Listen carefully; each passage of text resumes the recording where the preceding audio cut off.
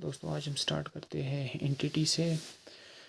Entity हम हर एक ऐसी चीज़ को बोलते हैं जिसकी एक अपनी पहचान है, अपनी एक आइडेंटिटी है। एग्ज़ाम्पल के तौर पर मिस्टर ए है, मिस्टर बी है। मिस्टर ए की अलग पहचान है, मिस्टर बी की अलग पहचान है। ऐसे ही राम है, श्याम है, साजिद है वगैरह।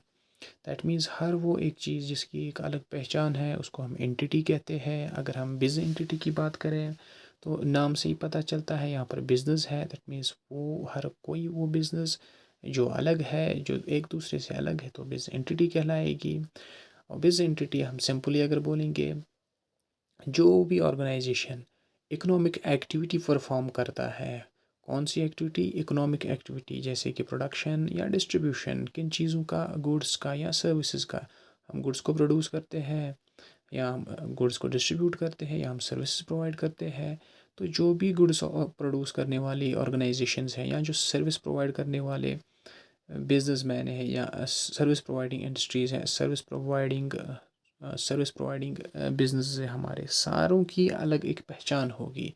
तो हम क्या बोलेंगे बिज एंटिटी को? बिज एंटिटी एक ऐसी ऑर्गेनाइजेशन है जो इकोनॉमिक एक्टिविटीज़ परफॉर्म करती है, प्रोडक्शन और distribution of goods and services करती है। एग्जाम्पल के तौर पर अगर हम लेंगे, गूगल अलग पहचान है, जियो की अलग पहचान है, टाटा की अलग पहचान है। दैट मीन्स हर कोई बिजनेस जिसकी अलग पहचान है, अलग नेचर है, अलग नाम है, वो हर कोई बिजनेस क्या कहलाएगा? Business entity. दैट वो बिजनेस कर रहे हैं।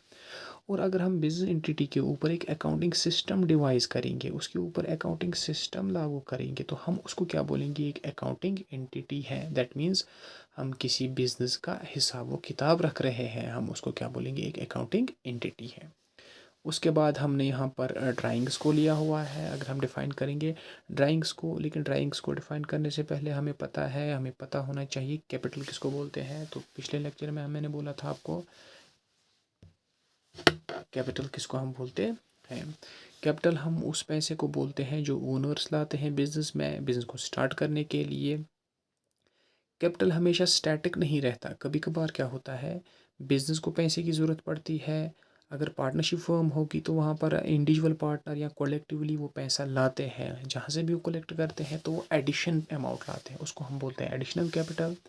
लेकिन हमें पता है कभी कभार पार्टनर्स को ज़रूरत पड़ती है, कोई मजबूरी होती है कि उनको अमाउंट विड्रा करना पड़ता है। किस पर्पज़ के लिए? जब वो पैसा निकालेंगे पर्सनल यूज़ के लिए, डोमेस्टिक यूज़ के लिए, उस पैसे को हम बोलेंगे कि इन्होंने विड्रा किया। ये ड्राइंग्स हैं। या कभी कभार गुड्स भी लेते हैं। फॉर एग्ज़ाम्पल मानो पार्टनर ए था, उसने पैसा ले लिया घर के लिए, तो उस चीज़ में भी हम क्या बोलेंगे उसको कि इसने ड्राइंग्स की। ड्राइंग से एक इम्पॉर्टेंट चीज़ होती है, हमारा जो कैपिटल था पार्टनर का या बिजनेस का जो कैपिटल था वो क्या होता है? रिड्यूस होता है। हमने पार्टनरशिप परस्पेक्टिव से इसको डिफाइन किया। तो सिंपली अगर हम ड्राइंग बोलेंगे, ड्राइंग से क्या होता है? ड्राइंग वो अमाउंट होता है जो एक पार्टनर या जो एक ओनर लेता है घर के इस्तेमाल के लिए। इससे क्या होता है? कैपिटल जो होता है बिजनेस का वो रिड्यूस होता है। इसके बाद हम बात करेंगे डिस्काउंट के बारे में। हमें पता है जब भी हम चीज़ें ख़रीदते हैं किसी भी शॉपकीपर से या किसी भी बिज़नेस से, तो वो कहता है कि ये चीज़ जो है मैं आपको डिस्काउंट पे देता हूँ। डिस्काउंट का मतलब क्या होता है? डिस्काउंट का मतलब ये होता है कि हम आपको छूट देते हैं, रिडक्शन देते हैं। किस में से? लिस्ट प्राइस में से। अगर लिस्ट प्राइस मान लो 50,000 हो, हमें चीज़ें मिल रही है 45,000 में। दैट मीन्स 5,000 रुपये का यहाँ पर रिडक्शन मिल रहा है, वो हमें डिस्काउंट मिल रहा है।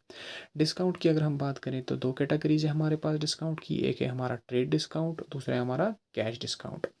ट्रेड डिस्काउंट क्या होता है, कैश डिस्काउंट क्या होता है, दोनों को हम डिफाइन करेंगे। देखिए क्या होता है, हम कॉन्सेप्ट से इसको देखेंगे। मान लो फॉर एग्ज़ाम्पल मुझे चीज़ें लानी है, मैं एक शॉपकीपर हूँ, मुझे लाना है माल। फॉर एग्ज़ाम्पल दिल्ली से मुझे माल लाना है। मैं जब सप्लायर के पास गया, मैं जब उसके पास गया जिससे मुझे माल ख़रीदना था, उसको मैंने बोला जी मुझे माल चाहिए। उसने बोला देखो जी आपका माल जो है 12,000 रुपये में है, ठीक, और मैं आपको 2,000 रुपये की छूट देता हूँ। तो आपको कितने में ये माल पड़ेगा? 10,000 रुपये में पड़ेगा। ध्यान रखना यहाँ पर अगर देखेंगे ना, को अभी तक हमारा सौदा फाइनल नहीं हुआ है, अभी तक कोई पेमेंट नहीं हुई है। हम क्या करते हैं काम, हम इनवॉइस पे ही डिस्काउंट लेते हैं उससे। दैट मीन्स हम क्या करते हैं, जो परचेज़ हमें गुड्स करने थे, at the time of purchase हमें डिस्काउंट मिल रहा है कि भाई अगर आप इतनी चीज़ लेते हो आपको इतना छूट मिलेगी, अगर आप 1 लाख रुपए की चीज़ें लेते हो तो आपको 80,000 ही पेमेंट करनी पड़ेगी। वो डिस्काउंट जो है वो क्यों दिया जाता है? वो इसलिए दिया जाता है ताकि ज़्यादा से ज़्यादा गुड्स परचेज़र परचेज़ करे। बिज़नेसमैन क्यों देता है? ज़्यादा से ज़्यादा मुझे सेल्स होनी चाहिए, ठीक? तो मोटिव क्या होता है? ज़्यादा से ज़्यादा सेल्स होनी चाहिए, ज़्यादा से ज़्यादा माल बिकना चाहिए। वो डिस्काउंट जो इस पर्पज़ से, इस नीयत से दिया जाता है, उस डिस्काउंट को हम ट्रेड डिस्काउंट बोलते हैं। ये वाला डिस्काउंट जो है ये कहीं पर रिकॉर्ड नहीं होता, ये हम रिकॉर्ड नहीं करते हैं, ध्यान रखिएगा। तो अकाउंटिंग में हम इसको ना हम इसकी जर्नल एंट्री करते हैं और ना ही हम इसको रिकॉर्ड करते हैं। उसके बाद हम आते हैं कैश डिस्काउंट पे। देखिए कैश डिस्काउंट की अगर हम बात करेंगे, हमें पता है, मान लो फॉर एग्ज़ाम्पल हमने चीज़ें खरीद भेजी 50,000 की, मैं दिल्ली वाला बिजनेसमैन हूँ, मुझे पता है मैंने 70,000 का माल 50,000 में बेच तो दिया, लेकिन अब मसला ये है कि पेमेंट आनी है। एग्ज़ाम्पल हम उसी एग्ज़ाम्पल लेंगे कि हमने 80,000 का माल भेजा था, हमने एक लाख का माल भेजा था, माल 1 लाख का था, हमने 80,000 में बेच दिया, बंदे ने 30,000 की पेमेंट कर दी, यानी कैश उसने कितना दिया, 30,000 रुपया उसने उस टाइम क्या दिया, उसने कैश दे दिया। तो बाकी जो बचा 50,000 रुपया वो उसने बोला मैं 2 महीने के बाद दे दूँगा। लेकिन हमें पता है बिज़नेस में 2 महीने हम वेट नहीं करते नॉर्मली। हम क्या बोलते हैं उस बंदे को, मैं दिल्ली का सप्लायर हूँ, मैं बोलता हूँ भाई कि आपने तो चीज़ें ले ली, 50,000 रुपये तो आपको देने हैं, लेकिन अब अगर आप मुझे 20 दिनों के अंदर अंदर पेमेंट करते हो, 20 डेज़ का टाइम पीरियड में इसको देता हूँ, तो मैं क्या करूँगा आपको, मैं आपको 10,000 रुपया और छूट देता हूँ। दैट मीन्स 50 की जगह आपको कितना पे करना है, 40,000 ही पे करना है। तो 10,000 रुपया जो हमने इसको छूट दे दी वो कहाँ जाएगा, वो जाएगा डिस्काउंट। उस डिस्काउंट को हम बोलते हैं कैश डिस्काउंट। सिंपली अगर हम बोलेंगे पेमेंट अर्ली रिसीव करने के लिए जो हम डिस्काउंट देते हैं, उस डिस्काउंट को हम कैश डिस्काउंट बोलते हैं। सिंपली कि हम बंदे को बोलते हैं भाई आप पेमेंट जल्दी करो, उस पेमेंट अगर आपने जल्दी पेमेंट की, इसके ऊपर क्या हम आपको देंगे और रिडक्शन दे देंगे, फर्दर रिडक्शन दे देंगे आपको 10,000 रुपये की। तो इसको हम कैश डिस्काउंट बोलते हैं। कैश डिस्काउंट की एक खुसूसी बात यह है कि इस डिस्काउंट को क्या हम करते हैं, इस डिस्काउंट को हम अकाउंटिंग में रिकॉर्ड करते हैं। दैट मीन्स ये जो चीज़ है ये हम ऑलरेडी रिकॉर्ड करते हैं in the books of accounts, तो यहाँ पर हम इफेक्ट देते हैं। इसके बाद हम आएंगे एसेट्स पे। एसेट्स हमने ऑलरेडी डिस्कस किए थे पिछले लेक्चर में, लेकिन फिर भी हम थोड़ा डिटेल में इसको पढ़ लेंगे। एसेट्स नॉर्मली हम, तब मैंने बोला था एसेट्स किसको हम बोलते हैं, एसेट अगर हम डिफ़ाइन करेंगे तो प्रॉपर्टी हमारी या हमारे इकोनॉमिक रिसोर्सेज जो कैरी करते हैं फ्यूचर बेनिफिट्स को। सिंपली अगर हम बोलेंगे हमारे पास कोई प्रॉपर्टी होती है, किस लिए हम प्रॉपर्टी को रखते हैं कि कोई बेनिफिट आ जाए। हम फॉर एग्जांपल ज़मीन को रखते हैं, क्यों रखते हैं, क्योंकि ज़मीन का वैल्यू है, फ्यूचर में काम आ जाएगा, इससे बेनिफिट आ जाएगा। हम बिल्डिंग रखते हैं या हम मशीनरी रखते हैं, क्यों रखते हैं मशीनरी बिजनेस में, क्योंकि हमें पता है मशीनरी से हम चीज़ें बनाते हैं, चीज़ें जब हम बनाएंगे तो फ्यूचर में सोल्ड करेंगे, तो सोल्ड करने से क्या होगा, फ्यूचर में बेनिफिट आ जाएगा, ठीक। एसेट्स जो है हमारी प्रॉपर्टी है सिंपली। अब हम एसेट्स को नॉर्मली डिवाइड करते हैं करंट एसेट्स में और नॉन करंट एसेट्स में। पहले हम उठाएंगे current asset, non current asset को हम लेटर ऑन डिस्कस करेंगे। देखो करंट एसेट्स की अगर हम बात करेंगे, लास्ट लेक्चर में हमने बोला था करंट एसेट्स ऐसे एसेट्स होते हैं जिनको हम कैश में कन्वर्ट करते हैं विद इन 12 मंथ्स। नॉर्मली मैंने 12 मंथ्स का बोला था, लेकिन अगर हम सिंपली बोलेंगे करंट एसेट्स की, करंट एसेट्स ऐसे एसेट्स हैं जिनको हम कन्वर्ट करते हैं कैश में within a period of 12 months या within an operating cycle. ये तो नॉर्मल सी डेफिनेशन है, ये नैरो व्यू है। लेकिन अगर हम जनरली देखें करंट एसेट्स जो है, अगर कोई भी 3 कंडीशन में से एक कंडीशन सेटिस्फाई करता है तो हम इस चीज़ को बोलेंगे करंट एसेट है। जैसे मैं पहले लूँगा फॉर एग्जांपल, हमारे पास कैश होता है या कैश इक्विलेंट्स, स्टार्ट करते हैं नीचे से। कैश ऑलरेडी कैश की फॉर्म में है या कैश इक्विलेंट, कैश इक्विलेंट का मतलब हुआ कि कैश जैसा ही। अगर मैं एग्जांपल लूँगा, हमारे पास शॉर्ट टर्म इन्वेस्टमेंट होते हैं 1 महीने के, 2 महीने के, तो हम जाके उनको कैश में जल्दी कन्वर्ट कर सकते हैं, उनका वैल्यू लॉस नहीं होता। या मेरे पास बैंक बैलेंस होती है, मैं जाता हूँ बैंक पे तो उसको कन्वर्ट करता हूँ कैश में। सिंपली अगर हम बोलेंगे जो कैश और कैश इक्विलेंट्स हैं ये करंट एसेट्स में आ जाते हैं। पहली कंडीशन, ये तो ऑलरेडी करंट एसेट्स है। दूसरी कंडीशन, अगर ये भी सेटिस्फाई होती तब भी ये करंट एसेट कहलाएगा। अगर हम रखते हैं सेल पर्पस के लिए, ध्यान रखना हम किसी भी चीज़ को सेल मोटिव से रखते हैं बिजनेस में, लेकिन ध्यान रखना सेल होना चाहिए हमारा नॉर्मली ऑपरेटिंग साइकिल में। हमें पता है हर बिजनेस का ऑपरेटिंग साइकिल डिपेंड करता है। जैसे कंस्ट्रक्शन कंपनीज का ऑपरेटिंग साइकिल 1 साल से ज़्यादा होता है, 2 साल भी, 3 साल भी होता है। फ्लाईओवर बनाती है कंपनी, बड़े बड़े ब्रिजेस बनाते हैं तो उसमें टाइम पीरियड लग जाता है, उनका ऑपरेटिंग साइकिल ज़्यादा होता है। तो हम यहाँ पर बात नॉर्मल बिजनेस की करेंगे। जो हम करंट एसेट्स हमारे हैं, हम बोलेंगे कि अगर किसी भी चीज़ को क्लासिफाई करना है करंट एसेट में, तो हम देखते हैं इसको कि हमने क्या इसको सेल के लिए रखा है, बिल्कुल यस। अगर हम यस करेंगे बिल्कुल रखा हुआ है, तो हम देखते हैं क्या नॉर्मल ऑपरेटिंग साइकिल में कन्वर्ट होगा कैश में, एक्सपेक्ट देखते हैं बिल्कुल होगा तो ये करंट एसेट कहलाएगा। या हम यूज़ करेंगे इस चीज़ को प्रोडक्शन में, प्रोडक्शन ऑफ गुड्स और सर्विसेज। जैसे कि फॉर एग्जांपल हमने रॉ मटेरियल लाया, उसको हम ला के, कोई भी रॉ मटेरियल हमने लाया उसको हम प्रोडक्शन में दे लेते हैं, तो वो भी हमारा करंट एसेट कहलाएगा। ठीक है। उसके बाद हम देखेंगे अगर हमें ये लगता है कि ये कोई भी चीज़ रियलाइज़ होगी कैश में 12 महीने के अंदर अंदर, तो वो भी क्या कहलाएगा, हमारा करंट एसेट कहलाएगा। दैट मीन्स करंट एसेट्स में से हम 3 चीज़ें देखते हैं। अगर कोई भी चीज़ सेटिस्फाई हुई थी करंट एसेट कहलाएगा, अगर ये कैश के फॉर्म में हो या कैश इक्विवेलेंट के फॉर्म में है तो तब भी करंट एसेट है। अगर हमने इसको सेल के पर्पज़ के लिए रखा हुआ है, एक ऑपरेटिंग साइकिल में ये कन्वर्ट होता है, सेल में हम बेचते हैं इसको ऑपरेटिंग साइकिल में, तब भी ये करंट एसेट कहलाएगा। या हम इसको यूज़ करते हैं प्रोडक्शन या रनिंग ऑफ सर्विसेज में एक ऑपरेटिंग साइकिल में, तब भी एसेट कहलाएगा। और अगर हमें एक्सपेक्टेशन है कि ये रियलाइज़ होगा कैश में 12 महीनों के अंदर अंदर, तब भी हम इसको क्या बोलेंगे, करंट एसेट। तो ये एक ब्रॉड व्यू है। नॉर्मली अगर हम देखेंगे नैरो व्यू में हम बोलते हैं करंट एसेट्स ऐसे एसेट्स हैं जिनको हम कन्वर्ट करते हैं कैश में within a period of 12 months, या सिंपली 1 साल के अंदर अंदर। कुछ एग्जांपल्स ली हुई है मैंने करंट एसेट्स की, 5 एग्जांपल्स हैं। पहला तो ऑलरेडी आया कैश एंड कैश इक्विवेलेंट्स। अगर हम कैश इक्विवेलेंट्स की बात करें, देखो हम कैश को कन्वर्ट, कैश इक्विवेलेंट्स की अगर बात है, इक्वल दैट मीन्स ये बराबर होता है कैश की, तो हम कन्वर्ट कर सकते हैं किसी भी चीज़ को। अगर हम कन्वर्ट कर कर पाएंगे शॉर्ट पीरियड में, शॉर्ट पीरियड नॉर्मली यहाँ पर 3 मंथ, विद इन 3 मंथ्स अगर हम कन्वर्ट कर पाएंगे किसी चीज़ को, तो वो भी क्या आ जाएगा, कैश इक्विवेलेंट में आ जाएगा। एग्जाम्पल है हमारा कॉमर्शियल पेपर है, हमारा ट्रेजरी बिल्स है, हमारी कॉल मनी जो 1 दिन के लिए हम देते हैं, या सर्टिफिकेट ऑफ डिपॉजिट्स है हमारा, तो ये short term money market instruments हैं। इनको भी हम आराम से कैश में कन्वर्ट कर सकते हैं। इनका टाइम पीरियड जो है वो कम होता है। जैसे ट्रेजरी बिल्स हम देते हैं, 91 डे ट्रेजरी बिल देते हैं, वो तो 3 महीने में कन्वर्ट होगा कैश में। कॉल मनी 1 दिन में हो जाएगा। उसके बाद नेक्स्ट एग्जांपल इन्वेंट्रीज। जैसे हमारे पास रॉ मटेरियल होता है, रॉ मटेरियल को तो हम कन्वर्ट करते हैं फिनिशड गुड में, और फिनिशड गुड हम सोल्ड आउट करते हैं, उसको 1 महीना, 1.5 महीना, 10 दिन लग जाते हैं। करंट इन्वेस्टमेंट्स, देखो इन्वेस्टमेंट्स 2 किस्म के होते हैं, 2 टाइप्स के होते हैं। शॉर्ट टर्म इन्वेस्टमेंट, या इसको हम करंट इन्वेस्टमेंट बोलते हैं, या लॉन्ग टर्म इन्वेस्टमेंट।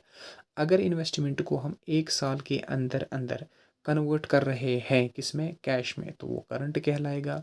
अगर इन्वेस्टमेंट को टाइम पीरियड 1 साल से ज़्यादा लग रहा है तो वो नॉन करंट इन्वेस्टमेंट कहलाएगा।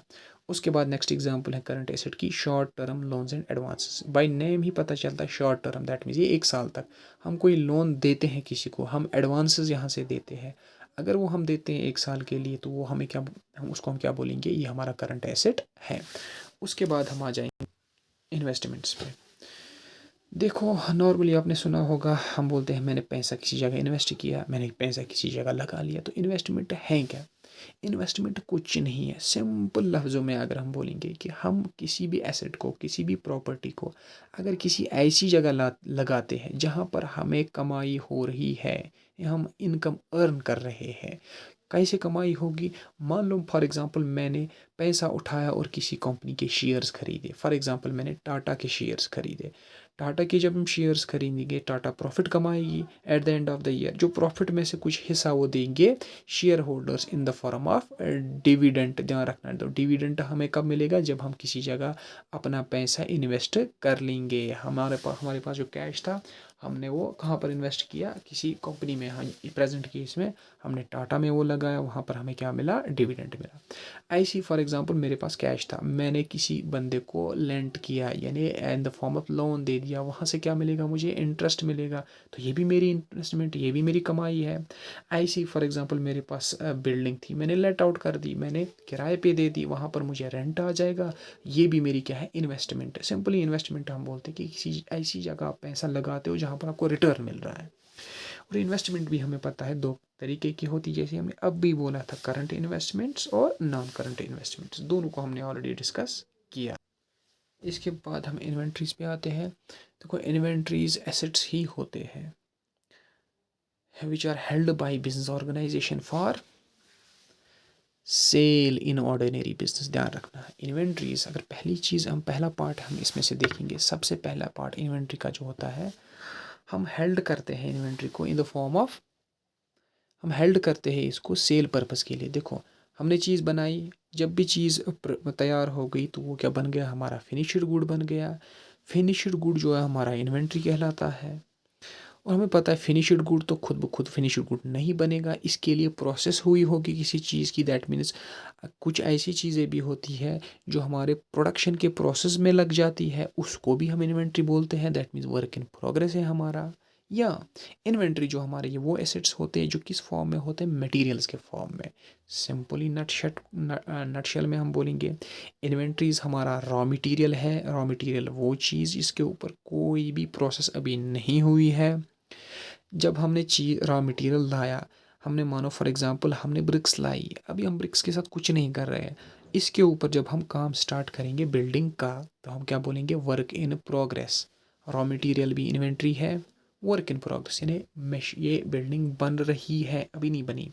प्रोडक्शन भी, हमें प्रोसेस ऑफ प्रोडक्शन भी क्या बनता है, क्या कहलाता है हमारा, इन्वेंट्री। फिनिश्ड गुड हमें पता है, ब्रिक्स लाई हमने, अभी मकान हम बना रहे हैं, अभी बना नहीं लेकिन वर्क चल रही है, वर्क इन प्रोग्रेस। जब मकान तैयार हुआ तो हमारा फिनिश्ड गुड कहलाएगा। ऐसे ही बिजनेस ऑर्गेनाइजेशन में जब भी हमें कोई चीज़ बनानी हो, सबसे पहले हम क्या लाते हैं, raw material. Raw material is an inventory.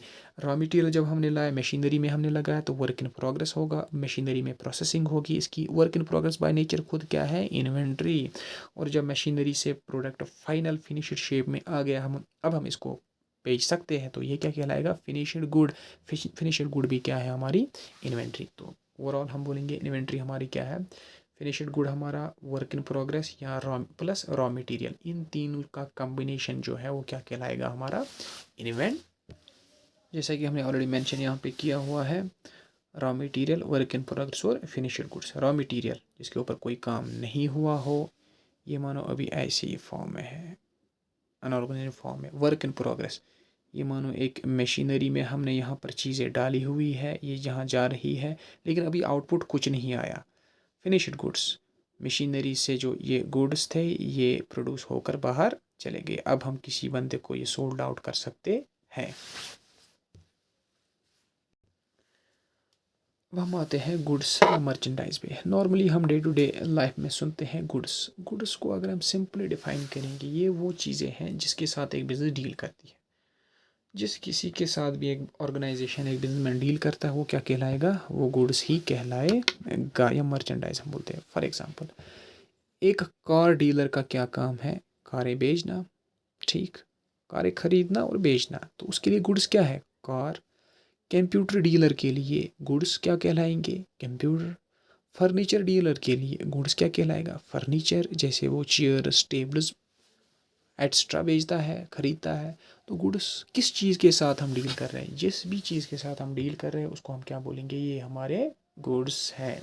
ऐसे for example book seller, book seller किसके साथ डील करता है, पेन कॉपीज़ के साथ, तो गुड्स क्या कहलाएंगे उसके, पेन और कॉपीज़। जिस चीज़ के, फॉर एग्जांपल मीट सेलर है हमारा, मीट सेलर मीट के साथ डील कर रहा है तो उसके लिए गुड्स क्या कहलाएगा, मीट कहलाएगा। उसके बाद हम आते हैं डेटर्स के ऊपर। देखिए अगर हम डेटर्स की बात करें, सिंपली हमें पता है जब भी हम बिज़नेस करते हैं, ये मानो ये हमारा बिज़नेस है, यहाँ पर हमारे कस्टमर्स हैं, डिफरेंट तरीके के कस्टमर होगा। कस्टमर ए है, बी है, सी है, डी है। इसमें से मान लो हमने ए को भेजा, पैसे दे दिए, सी को भेजा, पैसे दे दिए, डी को भेजा, उसने पैसे दे दिए।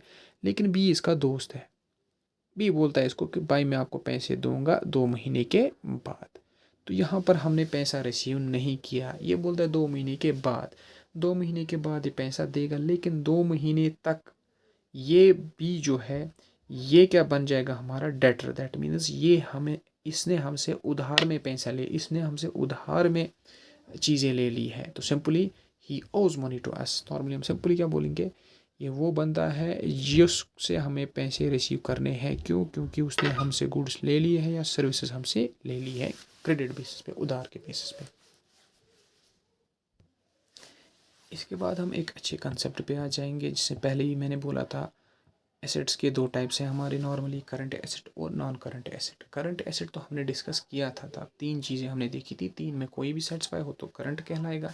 लेकिन हमने नॉन करंट एसेट को तब डिस्कस नहीं किया था। इस यहाँ पर हम नॉन करंट एसेट्स को डिस्कस कर लेंगे। देखो, नॉन करंट एसेट्स वो एसेट्स होते हैं जो हमने सेल पर्पज़ के लिए नहीं रखे हुए होते। पहली बात कि ये जो एसेट्स है ये हमारे पर सेल पर्पज़ के लिए नहीं होते। These are not held for resale in the normal course of business. ठीक, पहली कंडीशन। दूसरी चीज़, ये वो एसेट्स हैं जो हमें फैसिलिटेट करते हैं प्रोडक्शन और डिस्ट्रीब्यूशन में। देखिए, हमें किसी चीज़ को प्रोड्यूस करना है, उसके लिए मशीनरी का होना ज़रूरी है, तो मशीनरी नॉन करंट एसेट है। हमें किसी चीज़ को बनाना है, उसके लिए हमारे पास मशीनरी के साथ साथ बिल्डिंग भी होनी चाहिए। हमारी बिल्डिंग जो है नॉन करंट एसेट है। बिल्डिंग के साथ साथ हमें पता है हमारे पास ज़मीन होनी चाहिए जिसके ऊपर हम बिज़नेस को सेटअप कर पाएंगे। मशीनरी और बिल्डिंग जहाँ पर हमारी रहेगी तो वो भी हमारा क्या है, नॉन करंट एसेट। जैसे हमारे पास फर्नीचर है, फिक्सचर्स है, या व्हीकल जो हमारी है वो भी हमारा क्या है, नॉन करंट एसेट। तो ये वो चीज़ें हैं जो हमें फैसिलिटेट करती है प्रोडक्शन और डिस्ट्रीब्यूशन में। प्रोडक्ट प्रोडक्शन, फॉर एग्जांपल हम बनाते हैं चीज़ कहाँ से, मशीनरी से। तो मशीनरी जो है हमारी, ऐसा नहीं है कि हम एक दिन मशीनरी लाएंगे दूसरे दिन बेच देंगे ना, हम इसी मशीनरी से सारी चीज़ें बनाते हैं। तो ये मशीनरी कब तक रहेगी, जब तक हमारा बिज़नेस धंधा चलता रहेगा। हमें पता है मशीनरी की अपनी लाइफ होती है, लाइफ को साइड में रखो, क्योंकि हमें पता है एक मशीनरी के 5 साल 10 साल निकलने के बाद और नहीं हम प्रोडक्ट परचेज़ करते हैं। यहाँ पर कॉन्सेप्ट ये है कि नॉन करंट एसेट जो है हमें पता है अगर ये 1 साल तक हमने सोल्ड आउट किया तो करंट कहलाएगा। ये जो है हम 1 साल तक नहीं, 1 साल के बाद इसको सेल कर सकते हैं। तो यहाँ पर 1 साल का कॉन्सेप्ट नहीं है। नॉन करंट एसेट्स ऐसे एसेट्स हैं अगर हमने इनको बेचा भी, फिर भी इनमें टाइम पीरियड जो है वो 1 साल से ज़्यादा, 5 साल 10 साल 15 साल 20 साल 4 साल लग ही जाते हैं। तो ये ऐसे एसेट्स हैं जिनको हम रखते हैं which are held to facilitate production and distribution. किन चीज़ों की, गुड्स और सर्विसेज की। These are not held for resale in the ordinary course of business. Example की अगर हम बात करें, फॉर एग्जाम्पल हमारे पास फिक्सड एसेट्स है। फिक्सड एसेट्स हमारे पास है कौन कौन सा, बिल्डिंग है, लैंड है, फर्नीचर है, मशीनरी है। ये सारी चीज़ें किस में आ जाएंगी, हमारे पास गाड़ी है, कंप्यूटर है हमारा, ये सारी चीज़ें फिक्सड एसेट में आ जाएंगी। फिक्सड एसेट्स को हम, अब जो इसकी टर्मिनोलॉजी है एज़ पर जब कंपनीज एक्ट 2013 है उसके बाद से बहुत सारी चेंज आई टर्मिनोलॉजीज़ में से, इसका नया नाम अब क्या है, PPE, plant property and equipment. Example के तौर पर हमने लिया नॉन करंट एसेट में फिक्सड एसेट, इसमें सारे प्लांट प्रॉपर्टी इक्विपमेंट्स आते हैं। Long term loans and advances, हमने किसी को लोन दे दिया, कंडीशन ये रखी कि इस लोन को रीपे करना, लेकिन टाइम पीरियड हमें 3 साल का है, 5 साल का है, 10 साल का है, 20 साल का है। ये करंट में नहीं आएगा बल्कि नॉन करंट में आ जाएगा। ऐसे ही हमें कहीं पर इन्वेस्टमेंट्स किए जो हमने अभी डिस्कस किया, नॉन करंट इन्वेस्टमेंट्स, वो वाले इन्वेस्टमेंट्स भी किस में आ जाएंगे, नॉन करंट एसेट्स में। तो नीचे हमने लिखा हुआ है प्लांट प्रॉपर्टी और इक्विपमेंट्स। प्लांट प्रॉपर्टी इक्विपमेंट्स ये किस जगह हम अब यूज़ करते हैं, फिक्स्ड एसेट्स की जगह हम अब ये टर्मिनोलॉजी इस्तेमाल करते हैं। ये कौन से एसेट्स हैं, ये वो एसेट्स हैं, ध्यान रखना ये फिक्स्ड एसेट्स हैं। फिक्स्ड एसेट्स में हमें पता है दो तरीके हैं, दो टाइप्स हैं, टेंजिबल अलग है, इंटेंजिबल अलग है। ये वाले एसेट्स जो है ये टेंजिबल एसेट्स हैं, ध्यान रखना है, इनकी फिजिकल एग्जिस्टेंस होती है। ये वो फिक्स्ड एसेट्स हैं जिनकी फिजिकल एग्जिस्टेंस होगी, जो टेंजिबल है। एग्जाम्पल, लैंड है हमारा, बिल्डिंग है हमारा, फर्नीचर है, मोटर व्हीकल है, कंप्यूटर है। उसके बाद हमें पता है इंटेंजिबल एसेट्स। अगर हम इंटेंजिबल एसेट्स की बात करेंगे, इंटेंजिबल एसेट्स कौन से एसेट्स हैं, ये वो एसेट्स हैं जिनकी फिजिकल एग्जिस्टेंस नहीं होती। एग्जाम्पल, गुडविल है हमारा, पेटेंट्स हैं हमारे, ट्रेडमार्क्स हैं हमारा। अब रही बात गुडविल की मीनिंग की, या पेटेंट है हमारा, ट्रेडमार्क है, ये हम आगे वाले लेक्चर्स में डिस्कस कर लेंगे।